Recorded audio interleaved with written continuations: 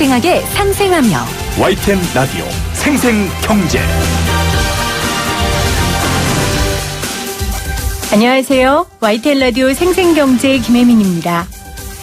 인간관계, 소비자로부터의 신뢰, 양국 간의 동맹. 이같이 세상에 좋은 것들은 대부분 얻기 어렵고 잃기는 쉬운 게 진리입니다. 특히 한 기업을 대표하는 이미지나 상품은 정말 구축하기도 어렵고 그렇게 하기까지 많은 시간과 정성이 드는 일인데요. 두통약 개보린으로 유명한 삼진제약이 두통약을 먹어야 하는 상황이 생겼습니다. 삼진제약의 대표이사에게 부과된 세금 220억 6,300여만 원을 회사가 대납하고 선급금으로 회계에 반영한 건데요. 회계 반영을 어떤 항목에 했건 간에 대표이사 개인의 세금을 회사 돈으로 대납하는 건 횡령과 배임입니다. 개보린이 대표적인 두통약이 되기까지 많은 사람들의 시간과 정성 그리고 회사의 자금이 들어갔습니다. 정말 이 기업의 대표라면 자신 때문에 다른 직원들이 혹은 주주들이 두통약을 찾는 일은 만들지 않아야 하지 않을까요? 2019년 7월 26일 YTN 라디오 생생경제 지금 시작합니다.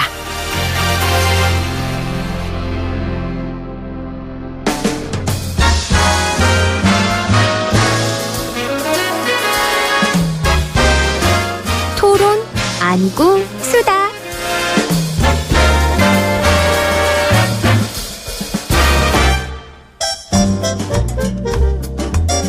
매주 금요일 토론 아니고 수다 함께하는 시간입니다. 여러분들도 수다에 동참해주세요. 샵 0945 우물정 0945로 여러분들 함께 수다 떠실 수 있고요. YTN 라디오 유튜브에 들어오셔서 치시면 보이는 라디오로 함께 하실 수 있습니다.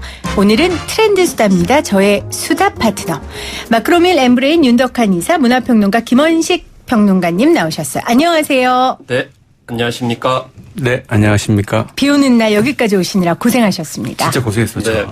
저는 마침 안 오더라고요. 그러게요. 이제 올 여름은 좀 작년보다 안 덥지 않아요? 네. 작년에 워낙 더웠기 때문에. 워낙 작년에 더웠어요. 워낙 더웠죠. 작년에 그 워낙 더운 날 입었던 옷들을 이번에 또 못 입잖아요. 그래서 이번 여름에 맞는 옷을 또 사야 될 것 같아요. 네. 정말 좋은 소비자 아닙니까? 누구에게 좋은 소비자지? 그렇습니다. 자, 오늘 수다의 첫 주제는 올해 저의 여름 옷이 아니라요. 일본 제품 불매 운동입니다. 자, 이 불매 운동 직접 하고 계세요? 우리 이사님은 어떠세요? 저는 뭐 그냥 참여는 하고 있습니다. 아, 참여 안 하신다고 해도 돼요. 비난받을 일은 아닙니다. 그런가요? 그럼요. 왜 그게 비난받을 근데 일이에요? 이제 하는 사람이 훌륭한 거지 안 하는 사람이 나쁜 사람은 아닙니다. 저희 회사가 일본계라서. 그거를 몰랐네요. 네, 그러니까. 저희는 주변에서는 그래요. 니네 회사 일 안 하는 게 나는 게 아니야. 에이, 그건 아니라고 생각해요. 아니, 그건 어떻게 아니에요. 그럼 어떻게 이번 주제는 안 하시겠어요? 아닙니다. 아니, 그 맥주를 바꾼 거는 맞고요. 맥주를 바꿨고요. 그다음에 네. 이제 제가 자주 가는 그 브랜드 옷 잘 안 가요. 유명해요. 유니클로요? 네, 안 가고. 네. 근데 그런 거는 사실 쉽게 바꿀 수 있는 대체제가 있는데. 회사를 바꿀 수는 없잖아요. 그렇죠. 회사는 열심히 다니고 있습니다. 사장님, 저 열심히 일해요. 어쨌든. 그럼요. 네. 근데 이제 제가 힘든 게 저는 그 소소한 학용품 이런 거 사는 걸 좋아하는데 제가 엄청 다 일제더라고요. 저도 새삼 알았어요. 그러니까 요번에 달라진 게 그게 너무 많이 저희가 쓰고 있다는 걸 알게 된 거죠. 네. 맞아요. 네. 그게 되게 특징이었어요. 네. 80%인가가 일제라고 하더라고요. 문구류가. 네. 사실 저는 그런 면에서 보면은 제가 옛날부터 그러면 정말 일제를 안 써왔고 좀 정황정신이 있었네요. 왜냐하면 저는 모루 식탁 때는 그 볼펜을 네. 항상 쓰고 다녔거든요. 근데 그 볼펜이 불편한 점이 있어요. 이게 주머니에 넣으면 이게 뒤로 올라가지고 맞아요. 옷 전체가 이렇게 되기 때문에 네. 한편으로는 참 그런 볼펜을 계속 써야 되냐라는 생각을 했지만 왠지 70%, 80%를 여기 앞에도 문구점에 일종의 장악하다시피 하고 있기 때문에 항상 좀 찜찜하긴 했었거든요. 근데 이번에 한 번쯤 대체는 아니고요. 정지를 하게 되더라고요. 저 맥주도 이 맥주를 좋아하는데 네. 대체를 하는 게 아니고 뭐 이사님은 지금 대체하셨다고 그랬잖아요. 네. 저는 그냥 스톱. 아예 네. 스톱. 네. 건강엔 좋겠네요. 그래도 지금 이제 억압되고 있어서 이게 언제 튀어나올지 모를 것 같아요. 그렇군요. 네, 억압은 별로 안 좋아요. 실제 편의점의 일본 맥주 판매율이 굉장히 떨어졌대요. 왜냐하면 손쉽게 할 수 있고 또 하나는 대체재가 많다는 거. 그렇죠. 대체재가 많기 때문에 일본 맥주 외에도 뭐 외국 수입 맥주 많죠. 그럼요. 그리고 우리나라도 수제 맥주들이 요즘 많이 나와가지고요. 가격도 저렴해졌고 그래서 대체재가 많은데 이 시간에는요. 여러분 불매 운동의 찬반 필요성 이런 거 아니고요. 2019년 지금 우리가 하고 있는 불매 운동의 좀 특징들에 대해서 좀 살펴보려고 해요. 그래서 오늘 제목이 저희가 뒤에 트로트도 다룰 건데 유튜브 SNS 덕에 불매운동도 트로트도 트렌디하게라는 제목으로 한번 잡아봤어요. 이분들만큼 이 주제에 적합한 수다 파트너들이 없어서 오늘 이 주제를 정했고요. 요즘 그런 말 들어보셨어요? 독립운동은 못해도 불매운동은 한다. 네, 유행이죠 요새. 요즘에 페이북 들어가면 이렇게 말씀하시는 분들 굉장히 많습니다. 그러게요. 요즘 진짜 그런 이야기, 이 독립운동 수준으로 하는 분들도 실제 계시고요. 아니면은 정말로 하나의 우리의 분노의 표현으로 동참하시는 분들도 계세요.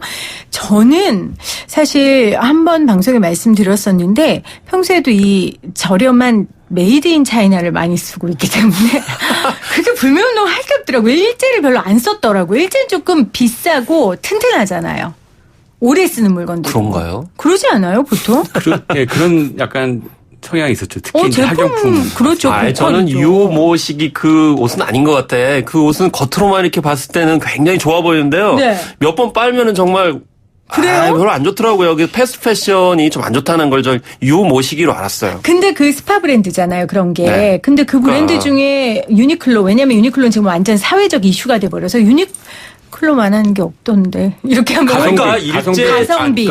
일제를 반드시 뭐 튼튼하고 오래간다 이런 것도 벗어나야 된다는 거죠. 그것도 우리의 그냥 하나의 생각일 수 있다. 국산도 지금은 그 정도만큼이나 굉장히 질과 가격 면에서 경쟁력을 갖고 패션이 있다. 유명하죠. 그래요. 거의 독립운동하는 수준으로 하시는 것 같아요. 이 정도를 독립운동으로 얘기한다 그러면 트렌드에 부합하지 않는 것 같아요. 그래요. 그러면 왜 우리가 이 불매운동이 여러 가지 트렌드적인 걸 갖고 있는지 한번 살펴볼게요. 그러면 오늘 제가 최대한 이 주제에 있어서 우리 윤 이사님께 질문을 안 드릴게요. 그냥 하시고 싶으면 하세요. 네, 준비해왔는데. 그래요? 예. 자, 그러면 윤 이사님. 네. 과거의 불매운동과 지금의 불매운동에 가장 큰 차이가 있다면 어떤 게 있을까요?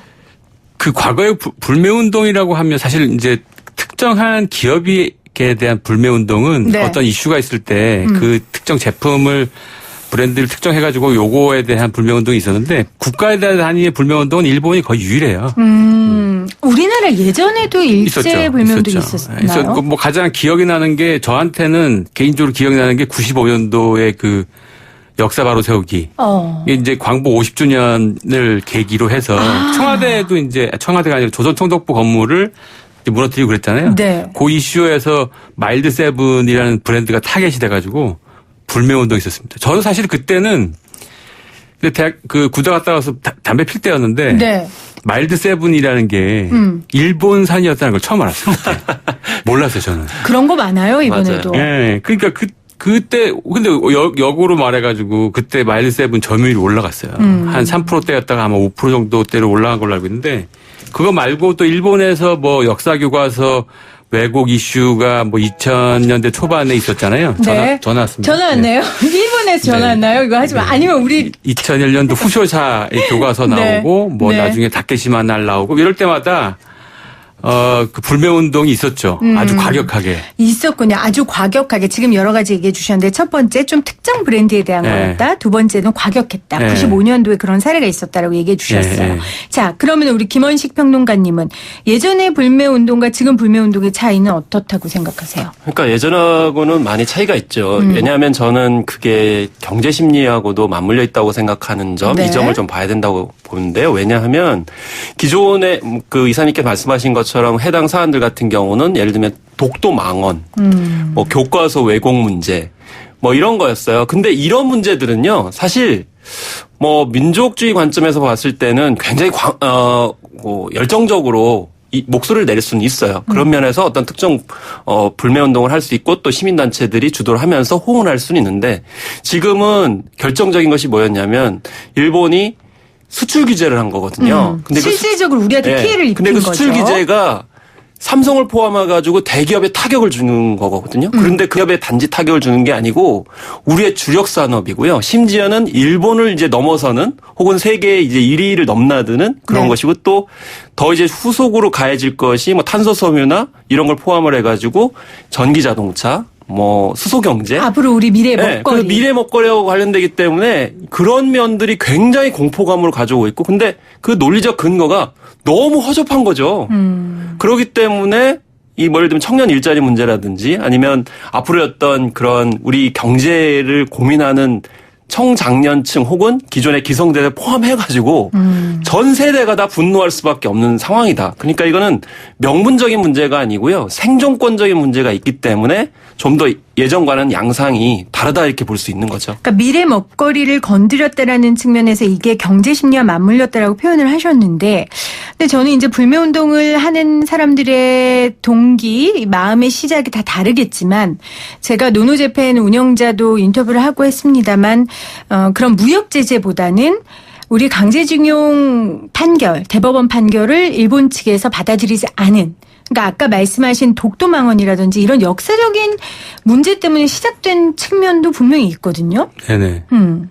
사실은 일본에서도 65년도 한일협정 이후에 네. 개인 청구권 문제가 해소되지 않았다는 걸 인정해요. 법적으로 지식인들은 다 공유하는 사실입니다. 근데 그런 문제를 아예 깡그리 무시하고 요번에 이제 판결을 65년도 한일협정을 위배된 사건이라고 우익의 엘리트들이 주로 주장을 하는 건데 거기에는 논리적인 근거는 사실 없어요. 그냥 이 사람들의 보수 엘리트들의 멘탈리티가 그냥 드러날 뿐인데 네.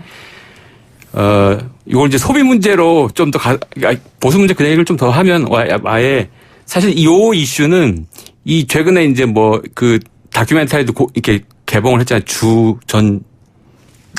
있어요. 주전장입니다. 주전장인가? 거기에 이제 보면 나오는 것처럼 그러니까 이 보수 엘리트들의 멘탈리티는 1860년대에 있었던 메이지 유신 이전의 완벽한 일본으로 돌아가자는 멘탈리티거든요. 네. 이제 요런 멘탈리티랑 사실 되게 비슷한 게 과거 대영 제국의 영광으로 돌아가자란 보수 영국의 엘리트들의 이제 보수주의 엘리트들하고 똑같아요. 요런 측면에서 보면은 보수 엘리트 기득권자들이 정치에 이제 총리를 하거나 이제 정치 리더십을 갖게 되면서 오판을 하게 되는 거죠. 근데 잘 생각해보면 그분들이 생각하는 세상대로 움직이지 않는 거예요, 지금이. 예, 약간 이런 시대적 배경이 깔려 있습니다. 그러니까 그렇게 통제가 되지 않고 예전의 방식으로 명예나 부를 채웠는데 그만큼 사회적 존경도 없고 이게 사회 자체가 통제도 잘 받지 않고 하니까 불편하고 불안한 거죠. 그리고 그 불편하고 불안한 게 아마 이제 불매운동으로 우리 불매운동이 굉장히 불편하고 불안할 텐데 그렇죠. 이 불매운동도 그들이 생각했던 방식이 아닌 거예요. 그렇죠. 그러니까 요것도 잘 한번 생각해 볼 만한 게 그러니까 지금 국내 한국에서도 몇 분들은 이제 뭐 이렇게 소위 이제 지도층이라고 하시는 분들은 감정적으로 대응한다고 하는 건데 일본이 굉장히 전략적으로 정교하게 타격을 했다 그러잖아요.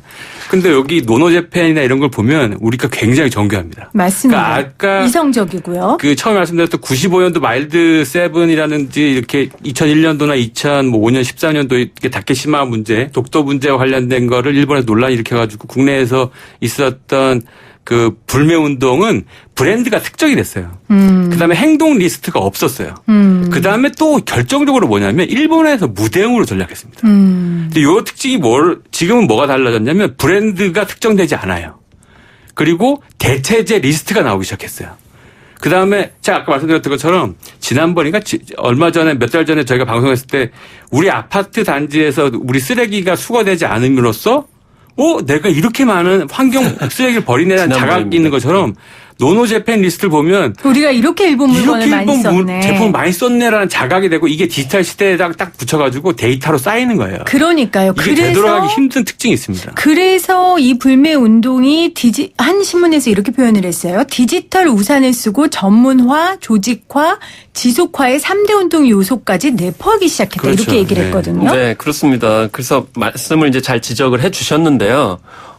정말 이렇게 많이, 예를 들면 마일드 세븐이 일본 거였다라는 것을 비로소 한 브랜드를 찍었을 때만 알았는데 지금은 그 사이트에 들어가게 되면 뭐 온갖 종류의 그런 제품들이 다 나와 있잖아요. 네. 근데 지적하실 때 제일 중요한 것은 아니 예전 같은 경우는 그러면 마일드 세븐을 안 피면 다른 걸 뭘 피지? 뭐 국산 별로 좋은 게 없잖아. 이렇게 해보면 다시 이제 돌아가야 되는 그런 상황이 되게 되고 오히려 그걸 더 많이 소비해 주는 상황이 되니까 네. 일본 쪽에서 이제 콧방귀를 꼈던 거죠. 그런데 이번에 이제 수출 규제에서도 항상 이제 얘기가 되는 것이 대체제 어떻게 할 거냐, 이제 국산화 어떻게 할 것이냐라고 하는 건데 그게 국산화가 어느 정도 시도가 됐었는데 힘을 받지 못하니까 그동안 이게 본궤도로 가지 못했었거든요. 네. 그럼 다른 대체제 같은 경우도 마찬가지로 일본보다 예를 들면 저는 좀 얘기 나왔듯이 유니클로보다도 훨씬 더 좋은 옷이 한국에 이미 있고 세계에서 인정을 받고 있는데도 불구하고 알려주지 않았던 거죠. 그런 지금. 플랫폼을 지금 누가 만들었느냐. 위키피디아처럼 자발적으로 참여를 해가지고 말씀하신 그 기록을 자체 진화시키고 있다는 것이 큰 특징이고 이게 어떤 식으로 진화해 갈지는 아무도 지금 모른다는 것이고요. 네. 특히 이런 점을 일본에서는 모르는 거죠. 왜? 거긴 정말 아날로그 국가거든요.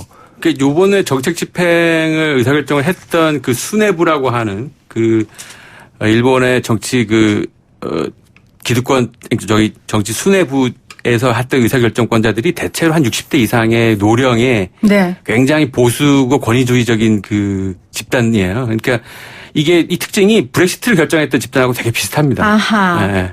그러니까 과거에 뭔가 지금 약간 스트레스 받고 있는 거죠. 예전에 이름만큼 일본이 잘 나가지 못하는 글로벌의 어떤 입장, 그다음에 영국의 입장도 되게 비슷한 거랑 되게 시대적으로 비슷합니다. 근데 중요한 거는 만약에 여기서 일본이 밀리게 되면 저는 일본이 나락으로 떨어지게 되는 결정적인 분수령이 될 거라고 생각을 해요. 네. 지금 여러 가지 산업적인 어떤 측면이나 봐도 그렇고 인구 구조를 봤을 때도 지금 일본은 마지막 발악을 하는 거거든요. 그래서 이제 개헌이 필요하다까지 이제 보는 것이기 때문에 그런 것을 지금 한국 젊은이들도 느끼는 거죠. 지금 예전의 한국이 아니라고 생각을 하는 거예요. 자, 아까 말씀하셨던 것 중에 중요한 포인트들이 몇 가지 있는 것 같아요. 그러니까 이번에 무역 제재를 주도한 세력들, 그러니까 일본 수뇌부가 굉장히 고령이고, 그리고 또 하나는 일본 자체가 우리나라보다 훨씬 아날로그적인 세대이기 때문에 이런 식으로 불매 운동이 트렌디하게 범대중적으로 퍼져 나갈 거라는 걸 몰랐다는 거. 일단 디지털에 너무 뒤져 있고요. 그렇죠. 심지어는 현금을 우선하고 있고 신용카드를 안 쓰고 있는 그런 나라. 그러니까 라는 그렇다는 상황이니까 얘기가. 유튜브를 인식하지도 못하고 있는 그런 거죠. 저는 이번 불매운동의 또 하나의 특징이요. 지금 우리 4958님도 문자를 보내주셨는데 일본인들이 전부 반환도 아닙니다. 한국을 이해하고 도와주는 사람이나 단체도 많습니다. 보내주셨거든요. 그러면서 이런 정보와 사례도 많이 찾아서 소개해 주셨으면 합니다라고 했는데 저도 이번에 불매운동을 하는 분들이 꼭 그런 얘기를 해요. 일본 사람들에 대한 공격이 아니다. 일본 사람들 중에 한국을 이해하고 우리의 좋은 친구가 있다. 그러니까 어느 정도 이성적이고 굉장히 합리적으로 본질에 접근하는 듯한 그게 하나의 이번 불매운동의 특징 같거든요. 어떻게 생각하세요? 일본계 기업을 다니시는 우리 윤 이사님. 그 반한 감정은 뭐 거기서 혐한이라는 특별한 어떤 서적 코너가 있을 정도로 일본에서 만들어진 건데 우리는 뭐 혐일 이런 단어는 없잖아요. 반일이나 뭐 이것도 특별한 어떤 코너가 있는 것도 아니고. 네. 그러니까 그런데 이제 반일 정서가 반일 뭐 정서를 유발, 그러니까 지금 반일 정서를 반일본에 대한 정서를 반일본인에 대한 걸로 가지 않을까라는 우려를 하시는 분들은 대체로 이제 연령대가 높으신 한국 사람들인데 걱정 안 하셔도 됩니다.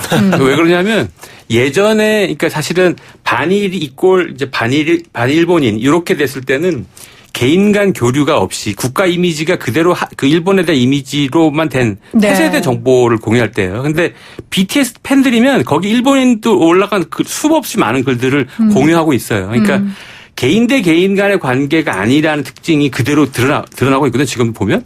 왜냐하면 단적인 예가 그 지금 하는 불매 운동의 타겟이 일본 정부, 현재 정부라는 것이 요게 시한이 정해져 있어요. 이렇게 불매운동의 시한이 지금 2020년 4월 15일까지만 하자 이렇게 됐거든요. 그게 왜냐하면 내년도 총선까지예요, 걔네들. 저 진짜 정했다는 얘기인 줄 알고. 네. 요번에 이제 이 불매운동이 굉장히 정교하고 디테일하고 조금 디지털화되어 있다는 게 이게 일본을 오판할 수 있다는 게 그런 대체제도 있지만 일정이 나와 있어요. 아니, 그리고 또 하나는, 저는 그 말씀이 뭔지는 알겠는데 또 하나는 국민들이 정치권에서 불매운동을 주도하는 거에 대해서는 오히려 우려를 펼치는 거예요. 이건 국민들이 하겠다. 네, 우리의 그렇죠. 몫이다. 그렇죠. 네. 여러분 정치권들은 정치를 하고 대화를 해라. 저는 이렇게 분별할 수 있는 생각을 갖췄다는 것도 이번 불매운동의 특징이 아닐까 싶거든요. 그렇습니다. 그래서 예전 같은 경우는 뭐 특정 시민단체가 이제 주도를 하는 그런 측면들이 있었어요. 그러면서 네. 언론에 이제 사진이 나오고 일종의 퍼포먼스형 불매 운동이었다라는 거죠. 근데 이게 이제 인터넷 SNS나 유튜브와 결합되게 되면서 풀뿌리 차원에서 지금 확산이 되고 있다라는 네, 네. 것이고요. 지금 역학 구조상 이제 정치권에서 할 수 있는 것은 한계가 분명히 존재하기 때문에 그런 면에서 자발적으로 우리가 어느 선까지 해야 되는 것이냐라는 것을 보여주는 거죠. 그래서 이제 최근에 개봉한 나란 말싸미에서 세종대왕이 그렇게 얘기를 해요. 신하 너희는 너희 할 일을 해라. 나는 나의 할 일을 하겠다. 이렇게 얘기를 하고 있기 때문에 그런 면에서 정치권과 분리돼가지고 자발적으로 돌아가는 것이 굉장히 중요하다. 왜냐하면 이게 정치권과 연결이 되게 되면 오히려 역공을 당할 수 있는 그런 소지가 있기 때문에 그런 자율성, 자발성들이 굉장히 중요한 거라고 생각합니다. 네. 아, 맞아. 제가 그 자발성 관련돼가지고 하나만 더 말씀드리면 시간 됩니까? 광고 나와야 말씀하세요. 되는데. 네, 말씀해요. 뭐 그것까지 신경 쓰세요. 그러니까 제가 신경 이게 쓸게요. 방송이 다 됐나 봐요. 네. 그 개인의 동기를 자극시키는 요인이 있어요. 아까 처음에 잠깐 얘기 드렸던 것처럼 95년도나 2000년도 초반이나 이때 있었던 반일운동, 그러니까 불매운동의 특징은 뭐냐면 일본 쪽에서 대응이 없었어요. 아까 말씀하셨어요. 무대응. 대응이 없었는데 이번에 보면은 낮에는 노노재팬하고 밤에는 그 아사히 맥주 마실 거야 뭐 이런 식의 비아냥이 나온다거나 유니클로 처음에 이제 그 관련된 기업에 오래 못 갈 거라 그랬다 그런 식의 사과했죠. 약간 비아냥도 네. 있었고 일본 정치권이나 그러니까 한국에 있는 그 보수 일간지의 논설위원들도 끊임없이 그런 얘기를 하거든요. 이게 보수 위기의 리더십을 보유한 사람들이 그런 식의 얘기를 하는 것들이 일종의 이제 불안감에 있는 표현이라는 것도 단서가 되지만 이게 뭘 주냐면 사회심리학적으로 이 반발 이론이라는 게 있습니다. 이 1980년대에 그 잭 브렘이라는 사람이 그 만든 이론인데 이게 뭐냐면 어떤 대상에 대해서 이 자율적 판단을 억압하면 억압할수록 사람들은 이 자유로운 선택권에 대해서 저항심 때문에 이 대상의 가치가 높아진다는 거죠. 네. 그러니까 사실은 로미오와 줄리엣이 서로 이렇게 막지 않았으면은 걔네들은 쉽게 헤어질 사이인데 네. 양가에서 반대했기 때문에 서로 이제 극렬하게 사랑했다 이런 얘기잖아요. 그것처럼 이게 여기서 반발을 하면 이전에는 이렇게 동기를 스스로 사그라지게 하는 효과가 있었는데 여기서 그 불씨를 계속 주는 거죠, 일본에서. 그러면 여기서 점점 더 반발합니다. 그러니까 자발적으로 시작을 했는데 동기가 좀 더 강화되는 거죠. 사회적으로. 그렇군요. 자, 그러면 제가 간단하게 두 분께 한 말씀씩 여쭙고 정리를 할게요. 2019 불매운동은 새로운 문화의 트렌드를 반영하고 있다. 맞죠? 저 맞다고 생각합니다. 맞다. 자, 우리 이사님은 매해 문화 관련 책 내시잖아요. 네. 내년에 열심히 쓰고 있습니다. 내년에 이거 들어갑니까? 넣겠습니다. 그러니까 들어갈 정도로 들어갈 그렇게 정도죠. 우리 사회에 네. 문화적인 의미가 있다는 거. 네, 네, 네. 알겠습니다. 자, 우리 오늘 불매운동도 트로트도 트렌디하게라는 제목으로 토론 아니고 수다하고 있는데요. 지금 우리 불매운동 관련된 이야기 나눴습니다. 여러분은 지금 경제를 조금씩 알아가고 있는 김혜민 PD와 함께하고 계십니다.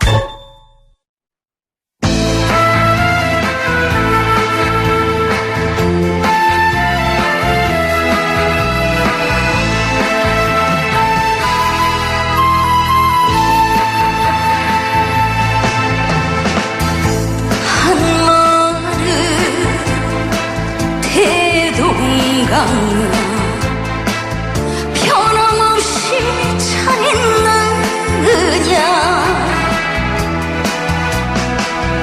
모란봉을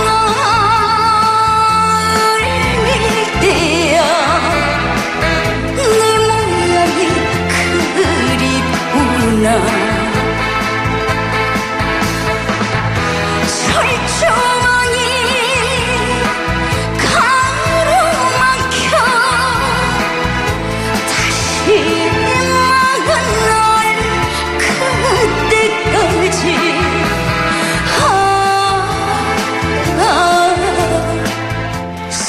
자, 지금 흐르는 노래 미스트롯에서 이 송가인 씨가 노래를 불러서 엄청난 열풍을 끌었습니다. 자, 2부 토론 아니고 수다에서는 신트로트 열풍에 대한 이야기 나누겠습니다.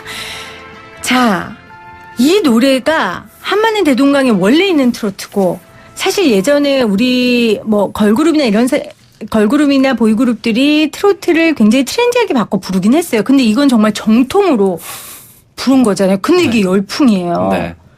왜 이건 그런 엄청난 대단한 문화사적 사건이라고 문화사적까지 생각을 해요. 나왔어요. 네네. 이거는 너무나 많은 것들이 얽혀있기 때문에 아, 일단 뭐 말씀드린 부분부터 좀 풀어보면 되게 이제 드라마를 보면 환타지 사극들이 유행을 했었어요. 트렌디 사극들. 그러다가 정통 사극에 한번 정도전이라는 게 나왔어요.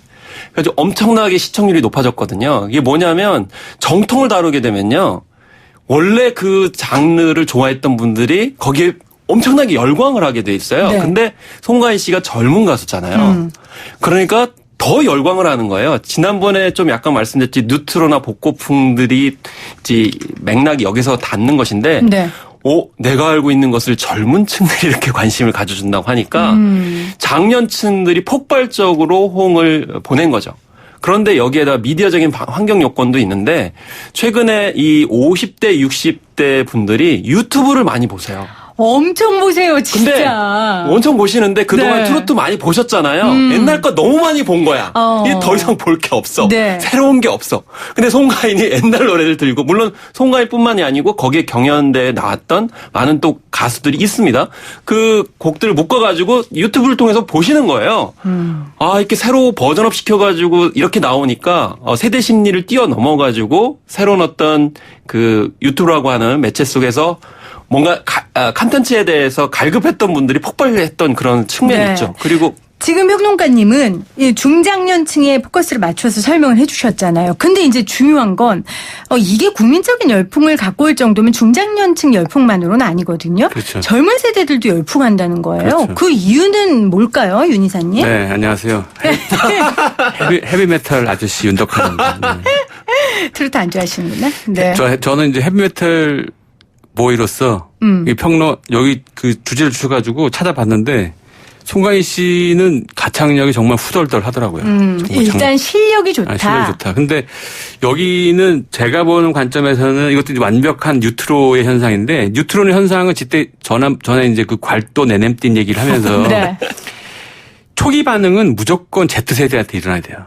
그러니까 이게 Z세대나 밀레니얼 세대가 반응을 하고 시장을 이끄는 건 5, 60대예요. 돈을 쓰는 거죠, 이분들이. 그러니까 이 정도로 열풍을 갖고 오려면 먼저 Z세대들이 Z세대가 열풍을 움직여야 하고 됩니다. 그다음에 중장년층들이 소비로 이어진다는 거죠. 시장을 만드는 건 5, 60대들이고 초기 반응을 만드는 거는 Z세대죠. 그러면 이번에도 이 정통 트로트를 젊은 가수들이 부르는데 Z세대가 먼저 반응했습니까? 그렇습니다. 네.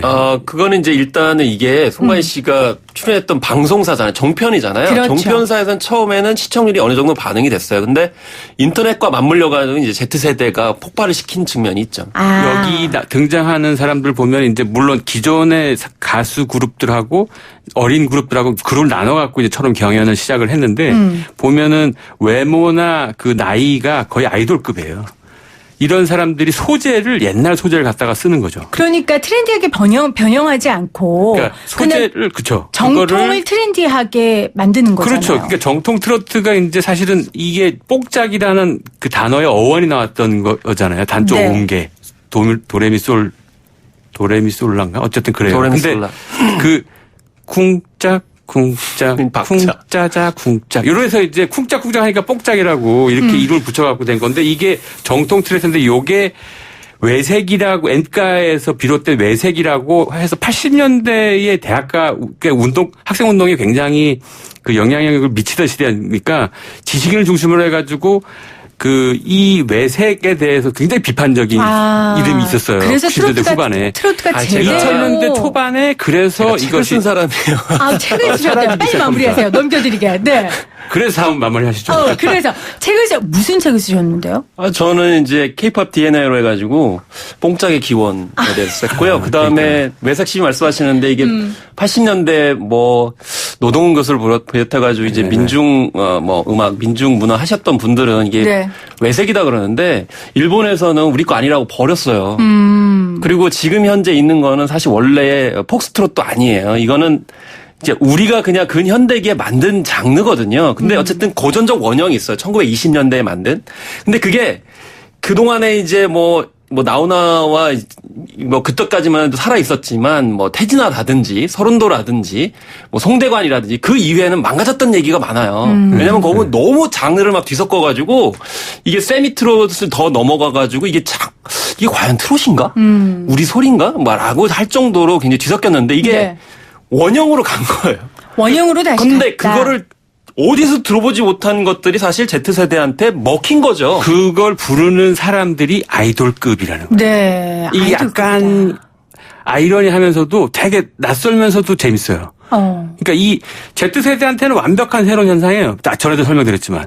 새로운 복고가 아닌 소재인데 새로운 현상. 그 50, 60대한테는 자기가 익숙한 소재인 거죠. 그렇네요. 이 공식을 이해하셔야 됩니다. 아니 그리고 네. 또 하나의 요소는 지금 7249님이 송가인 씨는 직접 우리가 TV를 뽑은 가수라 국민 열풍이 될 수 있는 거다. 그러니까 이게 오디션 포맷 같은 경우는 이미 뭐 한 그렇죠. 몇 굉장히 년씩 오래 거의 됐잖아요. 뭐 근데 10년 이게 됐죠. 전 세대로 일종의 트롯 아닌 트롯 장르로 매개가 돼가지고 확산이 된 거죠. 트롯이라는 걸 매개로 해가지고 오디션 프로 방식으로 이 전 세대가 다 같이 참여할 수 있는 형태가 돼버린 거죠. 네, 그렇군요.